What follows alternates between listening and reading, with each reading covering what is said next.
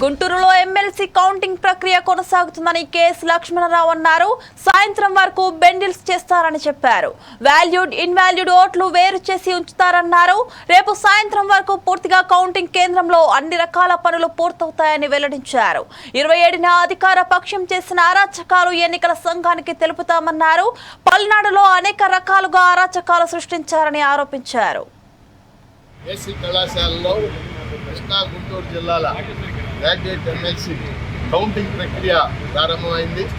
ఇది చాలా సుదీర్ఘమైన ప్రక్రియ. ఇప్పుడు తొలి దశలో పోలైన ఓట్లన్నింటినీ కూడా 50-50 చొప్పున కట్టలు కడుతున్నారు. ఇది బహుశా సాయంత్రం 4 గంటల దాకా పంపచ్చు. ఆ ప్రక్రియ తర్వాత ఇన్వాలిడ్ వ్యాలిడ్ ఓట్స్ని ఇస్తారు. ఈ పోలైన 2,40,000 ఓట్లలో ఏవి ఇన్వాలిడ్ ఎన్ని వ్యాలిడ్ ఉన్నాయో చూపిస్తుంది. కాబట్టి ఆ వ్యాలిడ్ ఓట్స్లో 50% రావాలి. ఇది రెండో దశ. మూడో దశలో అది లెక్కేస్తారు. ఒకట్లు అంటే నెంబర్ 1 ఎవరికి వచ్చింది అనేది లెక్కేస్తారు. కాబట్టి ఇది ఒక సుదీర్ఘమైనటువంటి ప్రక్రియ. రేపు మధ్యాహ్నం దాకా ఈ ప్రక్రియ కొనసాగే అవకాశం ఉంది. మరి నేను పీడీఎఫ్ అభ్యర్థిగా అనేక కార్మిక కర్షక ప్రజా సంఘాలు అలాగే ఉద్యోగ ఉపాధ్యాయ సంఘాలు బలపరిచిన అభ్యర్థిగా పోటీంచి సంగతి అందరికీ తెలిసి 27వ తారీఖున అధికార పక్షం అక్రమాలకు తెరదీసిన సంగతి కూడా మీ అందరికీ తెలిసిన విషయం. ముఖ్యంగా అనేక ప్రాంతాల్లో మరి పోలింగ్ ఏజెంట్లు లేకుండా చేశారు. నేను ఉదాహరణతో కూడా ఎలక్షన్ కమిషన్కి ఆధారాలతో సమర్పించాను. ముఖ్యంగా వెల్దుర్తి, దుర్గి, బెల్లంకొండ ఇలాంటి మండలాల్లో అనేక చోట్ల మా ఏజెంట్లు కూడా బయటకు చేశారు.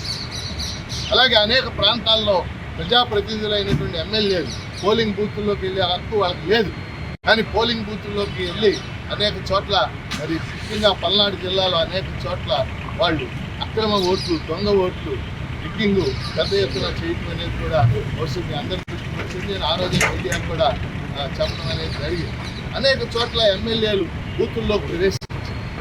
ఎమ్మెల్యేలు బూతుల్లో ప్రవేశించే హక్కు లేదు.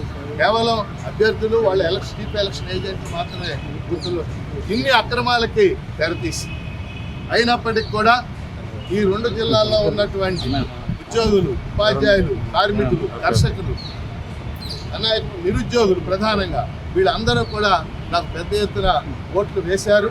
జెన్యూన్గా ఓటింగ్ జరిగినటువంటి ఓట్లన్నింటిలో ఎక్కువ భాగం నాకు పడింది అని భావిస్తూ ఉన్నాను.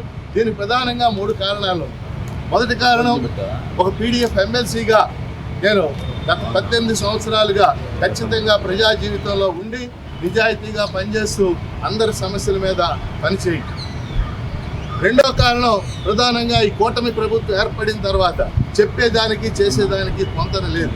డిఎస్సి మీద మొదటి సంతకం అన్నారు. ఆ నోటిఫికేషన్ వస్తుందో కూడా తెలియదు. సంతకం చేశారు కానీ తెలియదు. గ్రూప్ 2 అభ్యర్థుల్ని పరీక్ష వాయిదా వేస్తామని మోసం చేయటం అనేది జరిగింది.